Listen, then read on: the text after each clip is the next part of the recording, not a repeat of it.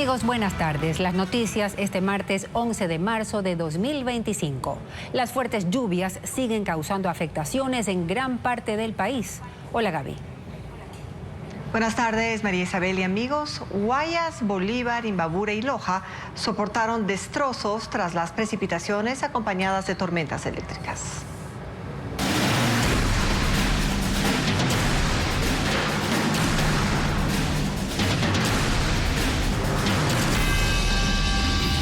Lluvias, los estragos aumentan.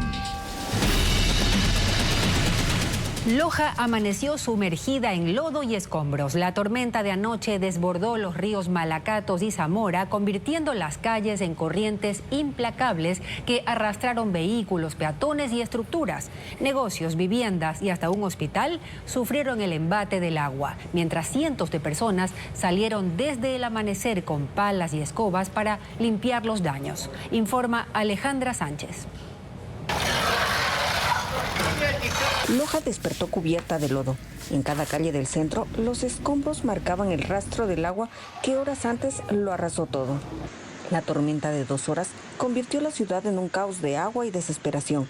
Las calles se volvieron torrentes que arrastraron autos, peatones, tras el desbordamiento de los ríos Malacatos y Zamora.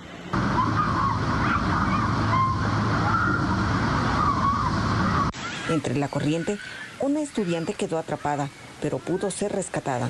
El agua corre como si fuera río. Desde los balcones, la gente gritaba para alertar el peligro. La emblemática puerta de la ciudad y la calle Alonso de Mercadillo parecían otra vertiente más.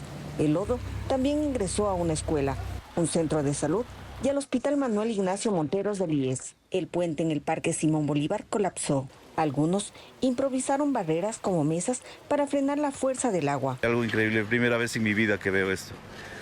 Es algo que no solo en películas se ve, sinceramente. Mi vehículo lo atrancó al camión. Y se quedaron ahí atrapados los 2 camiones y los otros carros fueron flotando. El eco de la emergencia seguía en la mirada de quienes salieron a limpiar. Moradores de 32 barrios y 500 trabajadores municipales intentaban devolver a Loja su ritmo. El desastre quedó esparcido en cada esquina. Calles tapizadas de lodo, 1.300 negocios afectados y cientos de personas con palas y escobas intentaban recuperar su espacio. Nosotros estábamos también un poco espantados porque la puerta es rodeable, entonces ya casi no aguantaba la fuerza del agua que estaba casi a un nivel de 90 centímetros. A las tareas de limpieza se sumaron 3 retroexcavadoras y 12 volquetas. Nosotros tenemos cargadoras, excavadoras, tenemos volquetas, casi 12 volquetas, están más llegando, el día de hoy están llegando 4 volquetas más, 4 excavadoras más, una mini cargadora.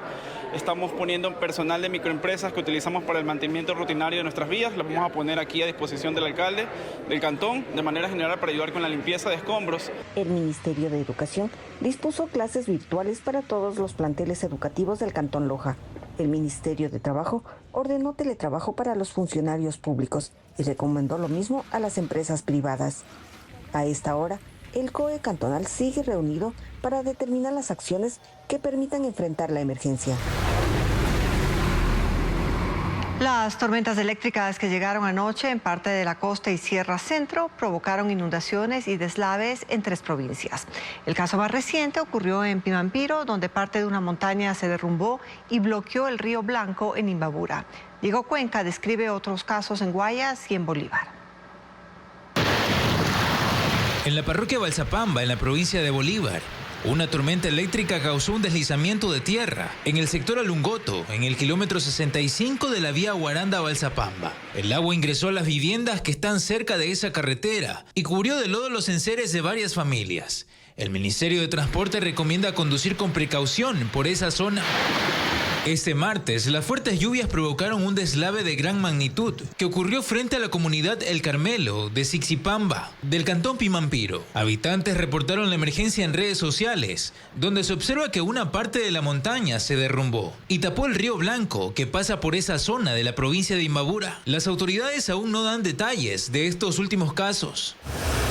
En Guayas, el desbordamiento del río Procel destruyó un tramo de una vía que conecta 26 recintos del cantón Pedro Carbo. El más afectado es Paraíso de Villao, cuyos habitantes cruzan las correntosas aguas en camionetas o en motos, mientras otros se arriesgan a caminar para llegar a la zona urbana. Ese lunes, el Ministerio de Transporte empezó los trabajos para instalar un puente Bailey, que estará listo en 3 semanas. La estructura tendrá 40 metros de longitud para mejorar el traslado de productos agrícolas, principalmente de maíz. Y anoche se desbordó el río Damas en la parroquia Ayuriquín de la provincia de Santo Domingo de los Áchilas. La lluvia afectó la red de agua potable y el municipio de Santo Domingo suspendió el servicio para reparar los daños. Paul Romero con el informe.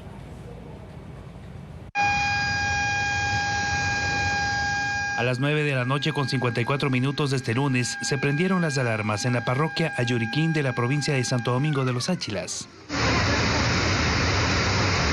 Una llamada al ECU 911 reportó la creciente del río Damas, que superó el muro de contención de esta parroquia que tiene 8.000 habitantes. Por la fuerza del agua, el río se salió de su cauce y pasó cerca de las viviendas. Esto alarmó a los habitantes de Ayuriquín y pidieron asistencia. El ECU 911 coordinó la emergencia con el Cuerpo de Bomberos, la Policía Nacional, la Comisión de Tránsito del Ecuador. La Secretaría Nacional de Riesgos indicó que no se reportaron daños en las viviendas y que mantiene el monitoreo del sistema de alerta temprana. Este martes, el municipio de Santo Domingo informó que por el desbordamiento de otro río, el Eila, se cerraron las compuertas y válvulas de la red de distribución de la planta de tratamiento de agua potable del cantón para evitar su contaminación.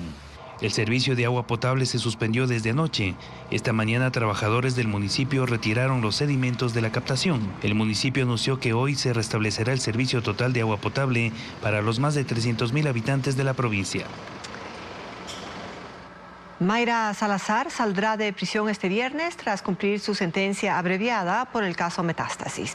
Según su defensa, dejará el país de inmediato. Fabiola Santana informa cuáles son los planes de la excomunicadora de la Corte del Guayas. Mayra Salazar, sentenciada en el caso Metástasis y clave del caso Purga, recuperará su libertad este viernes tras haber cumplido en condena reducida 15 meses de prisión. Su abogado, Leonardo Toledo, ha dicho que ella saldrá de la cárcel de Ambato con un importante resguardo que la acompañará hasta el aeropuerto de Quito. Ella prevé salir inmediatamente del país porque su vida corre peligro. La responsabilidad del Estado ecuatoriano terminará en ese momento. Según él, algunas empresas internacionales han ofrecido encargarse de su nuevo esquema de protección. No se sabe a dónde irá, pero Toledo informó que 3 países que aprecian la cooperación que ella tuvo con la justicia están interesados en otorgarle asilo. Antes de salir, este jueves, Mayra Salazar pagará $5.520 de multa y $11.040 de reparación integral, que hacen parte de la sentencia. Un medio internacional está interesado en comprar los derechos de su historia de vida. Los términos de esa venta serán decididos luego de que ella tome unos días para adaptarse a su nueva realidad. En la cárcel, ella se ha refugiado en la lectura y escritura, por lo que trabaja en la transcripción de todo lo ocurrido. Salazar fue sentenciada por delincuencia organizada en Metástasis por tener contacto con el narcotraficante Leandro Norero y coordinarle los esquemas de impunidad. A partir de sus chats nació el caso Purga, que reveló la corrupción en la Corte de Justicia del Guayas y del asambleísta social cristiano Pablo Muentes. Para su abogado, la cooperación y beneficios que logró de su clienta es un ejemplo para futuros acuerdos de delincuentes con la justicia. Salazar tuvo 9 atentados en prisión que fallaron gracias a la seguridad que le otorgó el Estado.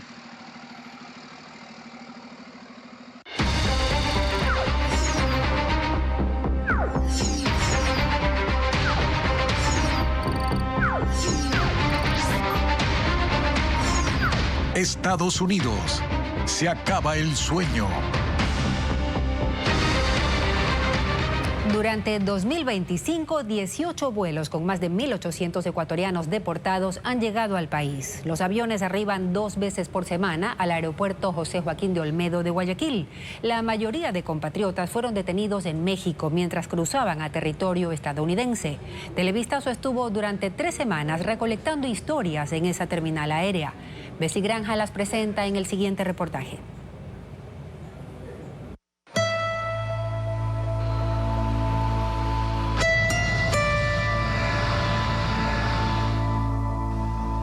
Con tristeza y frustración llegan al aeropuerto José Joaquín de Olmedo de Guayaquil decenas de migrantes deportados desde Estados Unidos. Fui la mujer más feliz. Allá tuve para comer, aquí ni siquiera para comer no tengo. Y si me dan la oportunidad para irme vuelta, me voy a pie porque no me voy a quedarme aquí. Los resultados que nosotros queríamos no se dio allá. Nos regresamos con la salud y la vida, que es lo más importante, pero con las deudas al frente para poder viajar, todo eso. Algunos caminan presurosos para abandonar la terminal aérea. Otros tapan sus rostros como si sintieran temor o vergüenza. Apenas llegan con sus documentos, pero dejaron atrás una maleta llena de sueños. Todos firmaron su acta de deportación. Fui con mi esposa le devolvieron a los 20 días y a mí al mes y medio casi. Los vuelos arriban solo a Guayaquil cada martes y jueves, un protocolo que se aplica desde 2005. En lo que va de este año, 18 aviones con deportados han aterrizado con 1.828 migrantes, según cifras de la Cancillería ecuatoriana. Entre los pasajeros hay madres con niños, jóvenes, mujeres y hombres que viajaron solos. Se funden en un abrazo con los suyos y expresan su alivio de estar en Ecuador. Una experiencia que quizás no se vuelva a repetir y es feo. La migración de allá te trata como si fueras un delincuente. Encuentran consuelo de estar con vida, luego de sobrevivir una pesadilla. Es el peligro sí un poco porque me pedían dinero para dejarme ir, pero no, sabe que pues, uno tenía que dar para que no le pase nada y gracias a Dios ya pues uno está bien. Quisiera mejor, pero mi vida fue peor, el peor error haber salido de aquí del país. Nos secuestraron a mí y a mis hijos, me quitaron mi otro hijo en México. A pesar de que el gobierno anunció planes para apoyarlos en su reinserción, hay migrantes que no ven en los ofrecimientos oficiales una posibilidad para volver a empezar, porque corren riesgo de permanecer en Ecuador. Por extorsión, secuestro en Guayaquil. Estamos viendo qué hacer. Salir, buscar un familiar, resguardarnos hasta volver a salir. No podemos estar aquí en Ecuador. Desde este año, además de vuelos charters con aerolíneas comerciales, los repatriados son movilizados al país en vuelos militares.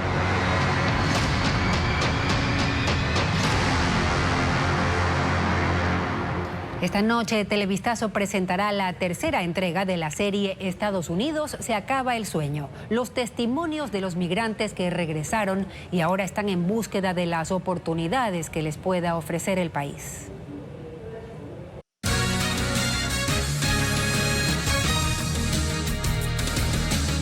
La Arcotel tiene 6 meses para emitir la normativa que impida que las operadoras de telefonía móvil realicen cobros indebidos por servicios que los usuarios no contrataron. Los cambios incluirán mecanismos para atender reclamos y procesos para verificar la identidad de los usuarios. Adriana Bermeo sigue el tema. La Arcotel aplicará nuevas reglas para impedir que las operadoras de telefonía móvil realicen cobros indebidos. La Agencia de Regulación y Control de las Telecomunicaciones anunció la tarde de lunes que inició las reformas a la normativa para garantizar que los clientes no paguen por equipos o servicios que no contrataron, como planes de telefonía móvil, planes de roaming para su uso en otros países, planes de internet fijo para domicilio y oficina, y equipos para internet y televisión por cable no entregados. Los cambios en las regulaciones incluirán mecanismos para atender reclamos y procesos para verificar la identidad de quien contrata los servicios. Las operadoras deberán respaldar en videos y grabaciones la aceptación de los planes ofertados por internet o llamada telefónica. Arcotel cumple así la sentencia de la Corte Constitucional emitida en febrero de este año, en la cual se lee que las empresas que brindan el servicio de telefonía móvil vulneran el derecho de los consumidores y usuarios de contar con sistemas de atención y reparación, para evitar que los reclamos entren en un circuito engorroso, sin respuesta y se siga cobrando por esos servicios motivo de queja. En la sentencia se insiste en que las telefónicas deben contar con la autorización de los usuarios para poderles ofertar servicios. La Arcotel deberá regular el uso adecuado de la información personal. La Corte Constitucional estableció un plazo de 6 meses para que se modifique la normativa. A horas de que se cumpla el ultimátum que puso el presidente Daniel Noboa para que el consorcio Sinopetrol pague $1.500 millones antes de firmar la concesión del campo Sacha, hay incertidumbre sobre el futuro de la transacción. Francisco Garcés sigue el tema. El consorcio Sinopetrol, conformado por Amodaimi de la china Sinopec y la canadiense Petrolia, tiene 8 horas para pagar $1.500 millones al Estado si quiere firmar el contrato de concesión del campo Sacha. El ultimátum lo fijó el presidente Daniel Noboa el pasado 5 de marzo en una carta pública en la que dijo que si no se concreta el pago, no se entregará el campo. Hasta el mediodía de este martes, al Ministerio de Energía no había llegado comunicación alguna sobre el tema de parte del consorcio. De los $1.500 millones iniciales, 600 debe abonar la canadiense Petrolia y 900 la china Amodaimi. Todo indica que hasta el cierre del plazo el consorcio no podrá cubrir el pago exigido. Así lo dio a conocer Petrolia en su último comunicado, en el que informó que puso en marcha algunas operaciones financieras para obtener los $600 millones que debe aportar. Operaciones que según su planificación se extenderán hasta finales de marzo. El representante de esa empresa, Ramiro Páez, informó que también Amodaimi tiene que proceder de forma similar, ya que pese a tener el respaldo de la gigante china Sinopec, no tiene disponibles $900 millones para entregar su parte de forma inmediata. Páez anticipó que hasta la tarde de este martes informará al gobierno de los avances en esas operaciones. Si hasta las 9 de la noche no se confirma el pago, el gobierno, según la carta del presidente, cerrará el negocio. Lo confirmó el viceministro de Hidrocarburos, Guillermo Ferreira, ayer, y dijo que en ese caso el proceso volverá a cero y el gobierno emprenderá la búsqueda de otras empresas interesadas en hacerse cargo de la operación del campo Sacha. Carmen Corral, Daniela Salazar y Enrique Herrería dejan la Corte Constitucional por sorteo. Serán reemplazados por los jueces que ganaron el concurso y que serán posesionados por la Asamblea. Informa Jacqueline Rodas. El esperado sorteo de los 3 magistrados que dejan la Corte Constitucional se realizó esta mañana. El notario Juan Carlos Morales y la secretaria de la Corte revisaron los papeles y bolígrafos que usaron los 6 jueces más antiguos para escribir su nombre. Ingresaron los papeles a un ánfora transparente y el presidente Alí Lozada, de espaldas, sacó a los elegidos. Carmen Corral Ponce. Daniela Salazar Marín. Enrique Herrería. Lozada resaltó el trabajo de los jueces salientes. Todo lo que la Corte tiene para ofrecer a este país de aquí en adelante se debe en gran medida a sus contribuciones. Yo quiero pedir un aplauso para la labor, para la obra que dejan, jurisprudencial sobre todo, que dejan las 2 juezas y el juez al que me he referido.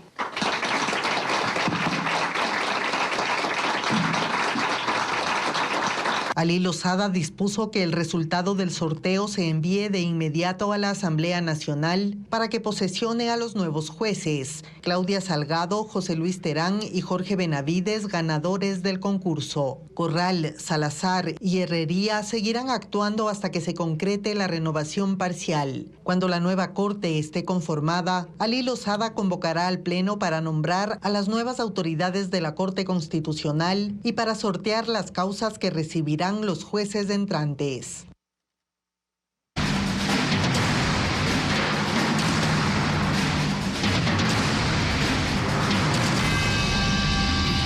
Lluvias, los estragos aumentan. Un vendaval de más de 60 kilómetros por hora golpeó San Luis de Pambil en Guaranda, dejando techos desprendidos, postes caídos y cultivos arrasados. La parroquia quedó sin electricidad por más de 12 horas. Cientos de familias sacaron escombros y trataron de recuperar lo poco que quedó. Informa Odette Camacho. El viento se llevó techos, postes y cultivos en San Luis de Pambil. A su paso dejó calles intransitables y casas expuestas a la lluvia. Planchas de zinc, estructuras rotas y cables caídos bloquean la vía principal de esta parroquia de Guaranda, provincia de Bolívar. Las ráfagas superaron los 60 kilómetros por hora. Los techos no resistieron. Volaron sobre viviendas, negocios y carreteras. No se sabía cómo iba a venir el ventarrón hacia uno. Las hojas de zinc volaban por todos lados, las cosas que venían de las casas aledañas. El centro fue la zona más golpeada. El colapso de postes de energía eléctrica dejó a la parroquia sin luz por al menos 12 horas. Este martes, desde muy temprano, los afectados intentaban recuperar lo poco que quedó en pie. Propietarios se dedicaron a reponer techos y a sacar de sus casas lo que aún servía. La situación no fue distinta en la zona rural. En el sector La Playita, las plantas de banano fueron arrancadas de raíz. Dentro de las viviendas sin techos, la lluvia empapó muebles y pertenencias. Los colchones, las cómodas, la ropa de mis hijitas, de mi mami, la mía, todo de mi familia, todo se mojó. Se estima que hay 300 familias afectadas por el vendaval en San Luis de Pambil. Guayaquil también soportó una tormenta eléctrica y fuertes vientos de hasta 35 kilómetros por hora, provocando la caída de 8 árboles. Según el INAMI, la combinación de altas temperaturas, humedad y el calentamiento del mar actuaron como detonantes de este fenómeno, que no tiene relación con lo sucedido en Guaranda, en Bolívar, pero que podría repetirse. María Gabriela Carpio nos informa. La intensa lluvia de este lunes no fue una más en Guayaquil. Esta vez la tormenta eléctrica estuvo acompañada de fuertes vientos que se extendieron por más de una hora, ocasionando problemas a los transeúntes y afectando la visibilidad a los conductores en ciertas zonas. Desde el INAMI explican que factores como las altas temperaturas y la humedad fueron determinantes en la formación de este fenómeno. Las temperaturas elevadas que se dieron durante el día, llegamos a una máxima registrada de 35.4 grados Celsius a la sombra, que en exteriores pudo haber llegado a unos 38 fácilmente. Entonces teníamos también una alta inestabilidad atmosférica. En el caso de Guayaquil, los vendavales se concentraron en sectores del noroeste de la urbe como Nueva Prosperina y en la zona céntrica como el sector de la Bahía, alcanzando una velocidad de hasta 35 kilómetros por hora. Una cifra inusual para la ciudad que también reportó la caída de 8 árboles. Se trata de un fenómeno poco común en las urbes. Según el INAMI, la temperatura del océano y el cambio climático jugaron un papel clave en su comportamiento. Actualmente ya registramos 29 grados Celsius en la temperatura de la superficie del mar frente a nuestras costas. Y eso ya representa o constituye un combustible casi permanente para la generación de este tipo de nubes de gran desarrollo vertical y que producen estos tipos de eventos extremos como chaparrones, aguaceros y vendavales. De acuerdo a los pronósticos, hoy y mañana se presentarán lluvias más fuertes con similares características, es decir, pueden repetirse estos vendavales. Este fenómeno no tuvo relación con los fuertes vientos que causaron destrozos en Guaranda, ya que fueron producidos por otro tipo de tormenta. El primer ministro de Ontario, Doug Ford, responde a los aranceles del presidente Donald Trump. Ontario es la provincia canadiense que suministra electricidad a los estados de Minnesota, Nueva York y Michigan, por lo que anunció que cobrará un 25% más por la electricidad a Estados Unidos.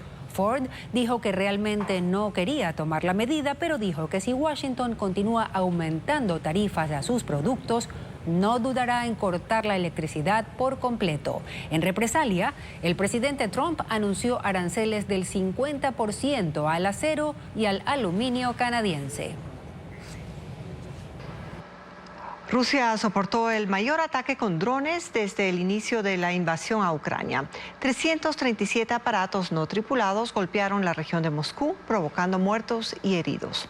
Ocurrió poco antes de la reunión en Arabia Saudita entre las delegaciones de paz de Estados Unidos, Moscú y Ucrania. 3 personas murieron y otras 14 resultaron heridas por un ataque masivo de Ucrania con drones en las afueras de Moscú. El ejército ruso usó su sistema de defensa para derribar 337 aparatos, aunque algunos de los restos cayeron sobre edificios y vehículos. La agresión empezó anoche y se extendió hasta la madrugada. Fue la mayor ofensiva con drones ucranianos desde el inicio de la guerra en 2022. Mientras que la Fuerza Aérea de Ucrania dijo que derribó más de 100 misiles y drones lanzados por Rusia en la región de Odesa, este del país. Estos ataques se produjeron horas antes de una reunión en Arabia Saudita entre altos funcionarios ucranianos y una delegación estadounidense encabezada por el secretario de Estado Marco Rubio sobre un posible acuerdo de paz. El encuentro se realizó a puerta cerrada y aunque los representantes no han dado detalles, se conoce que se centraron en un convenio entre Washington y Kiev sobre minerales ucranianos. Además, el gobierno de Zelensky presentó una propuesta de cese al fuego en el mar y en el aire, con el fin de favorecer las exportaciones y los viajes. Este nuevo acercamiento ocurre tras una discusión sin precedentes durante la visita de Volodymyr Zelensky a la Casa Blanca el 28 de febrero. El video que se apoya en inteligencia artificial permite detectar síntomas tempranos de Alzheimer y demencia. Y en Tanzania, África Oriental, un descubrimiento arqueológico cambia la historia de los utensilios más antiguos. Aquí las novedades tecnológicas.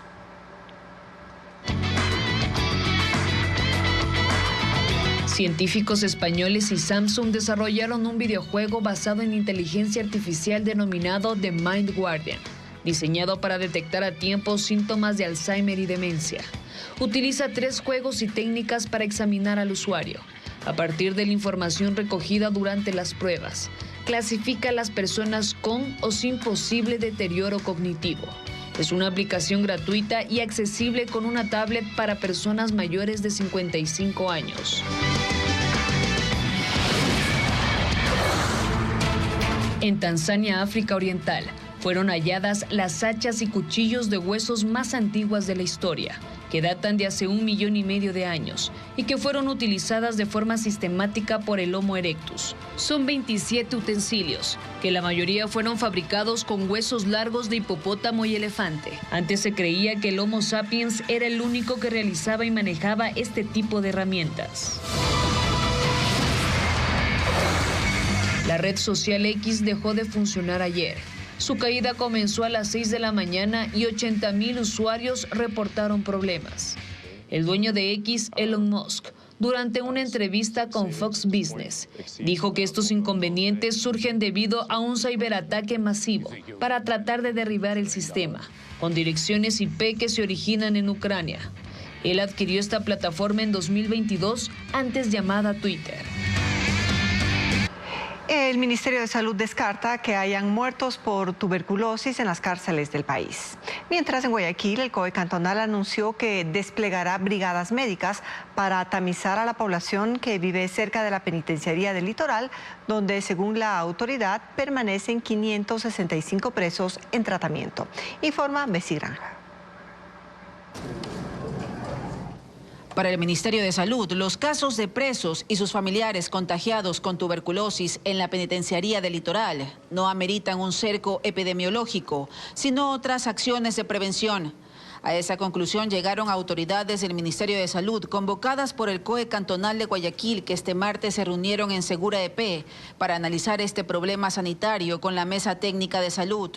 En un comunicado, la cartera de Estado asegura que en las cárceles no hay muertos por tuberculosis, aunque en el caso específico de la penitenciaría hay 565 presos en tratamiento. Según el COE cantonal, se desplegarán brigadas médicas en los barrios cercanos al complejo penitenciario para detectar más enfermos. Muchos de los privados de libertad tienen sus familiares que viven en los alrededores, en la cooperativa San Francisco. Es importante trabajar ahí. Podemos enviar también brigadas médicas para apoyar a coger pruebas para que puedan ser analizadas por el Ministerio de Salud Pública como ente rector y poder colaborar y confirmar cualquier anomalía en los exteriores.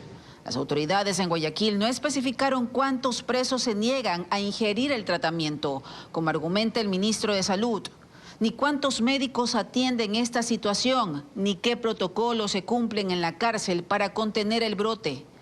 No podemos ir más allá de lo oficial y tratamos de colaborar en el sentido de que buscamos tranquilizar a la población y especificarle de que en este momento tenemos una situación controlada. no es una situación de alerta generalizada y cualquier otra cosa que sea periférica a esa información que estamos dando tendrá que ser dada por otros niveles de autoridad, no por nosotros. Sobre los 5 presos que murieron el pasado viernes 7 de marzo, no indicaron las causas de muerte. El Servicio de Atención a Privados de Libertad, SNAI, tampoco se ha pronunciado sobre ese caso ni sobre la situación general de tuberculosis en las prisiones. Manabí soportó una madrugada de fuertes lluvias que causaron estragos en al menos 6 cantones. En Manta, el desbordamiento de 2 ríos anegó al menos 10 barrios. Karen Ceballos nos amplía. En la madrugada, una tormenta se desató sobre Manta. Los ríos Burro y Manta se desbordaron, arrastrando todo a su paso. Está viniendo palizada y todo, no se arriesgue. En cuestión de 3 horas, las calles se convirtieron en lagunas y el agua invadió barrios enteros. Según el municipio, 10 sectores están en situación crítica. En el barrio 4 de noviembre, el agua llegó al pecho. Cerca de 40 casas. Nos levantamos con las 3 de la mañana, la sorpresa que el río había subido como nunca. Esta mañana en el sector 8 de enero las familias sacaban agua de sus casas y negocios. Hubo mucha pérdida en la tienda, lo que se pudo se alcanzó a coger y lo que no ya se perdió. Los 2 últimos congeladores son nuevos y son congeladores grandes porque tenemos venta de pescado. En las calles del Jocay el fango lo cubrió todo y la corriente arrastró kioscos. Tenía más o menos como unos 3 años que no se desbordaba este río. En la unidad educativa Tarqui, el desbordamiento de una quebrada derrumbó parte del muro posterior. El sedimento se metió en la cancha, pasillos y aulas. 30 profesores llegaron temprano para limpiar. Las emergencias no dieron respiro. Cerca de las 11 de la mañana, los bomberos acudieron a San Juan, donde una vivienda colapsó por un deslizamiento. En la vía que conduce a la parroquia Santa Marianita también hubo afectaciones. Y hacia el centro norte de Manabí, el río Carrizal se desbordó en Calceta. También se inundaron las vías Rocafuerte-Tosagua y Portoviejo Santa Ana. Y en Sucre colapsó un puente. Una obra comedia interpretada por 3 mujeres, G, se presentará en el Teatro Casa Toledo en Quito. Además, Ñampi, un concierto que combina la música ancestral con ritmos modernos, interpretado por artistas de Otavalo y Chimborazo, se realizará en el Teatro Nacional Sucre.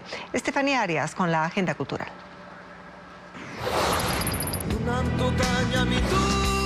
Un proyecto musical que conectará la música de Otavalo y Chimborazo, Ñampi, interpretado por los artistas Winnie Aipa y Alex Pasa, quienes combinarán instrumentos ancestrales con ritmos modernos.